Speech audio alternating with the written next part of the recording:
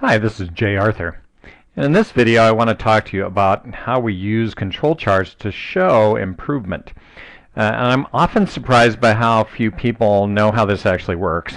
So the idea here is we want to show both the before improvement and the after improvement. And we want to be able to show that there was actually some sort of significant movement of the center line and reduction in variation. So essentially what we're going to do is we're going to start with a stable control chart. And the control chart here is stable. It has an upper and a lower control limit and an average, the center line there. And if we're looking at defects, we want to be able to reduce defects. If we're looking at improving effectiveness or moving some variable up or something, we want to be able to move that center line up. And simultaneously, we want to be able to reduce variation. We want to shrink the gap between the upper and the lower control limit. So if we're looking at defects, we'd make a process change, and then we track improvement.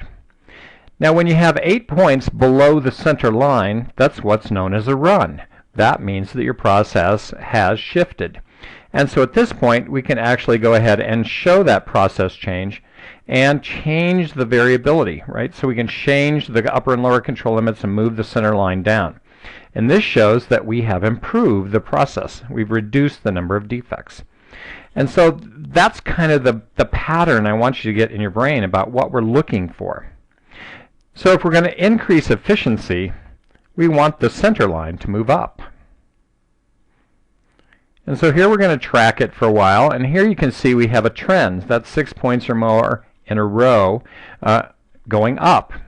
And so that shows that the process is shifting, but we're not quite sure it's totally transformed yet. So we want to keep going and get a few more points. And at this point we can tell that we have 8 or 9 points above the center line. So we actually have a run.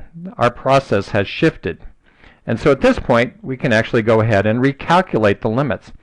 The center line has moved up, so we're more effective. So if you're looking at machine efficiency or OEE, operating efficiency, then we could show that yes, indeed, we have moved the processes up. And we reduce the variability. You know, if you move it up and you get more variability, well, then you still have kind of a problem. So we want to reduce the amount of variation while we're at it. So that's how you show a process change, a before and after for defects or efficiency or some other metric that you're trying to change. And it's really easy to do that with the QI macros.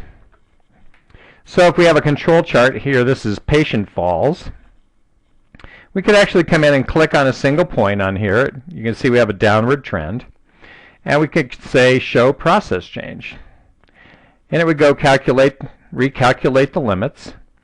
And then once we've done that, we could reanalyze stability. And you can see these 2 points that were out of control are no longer out of control. We had a downward trend. So we've effectively reduced patient falls from 5.8 to 4.24. And we've reduced the variation. So that's a significant improvement in how we're performing in a hospital from a patient fall standpoint. And it's that easy to show using the QI macros. And to learn more about the QI macros, to get a copy, download our 30-day trial.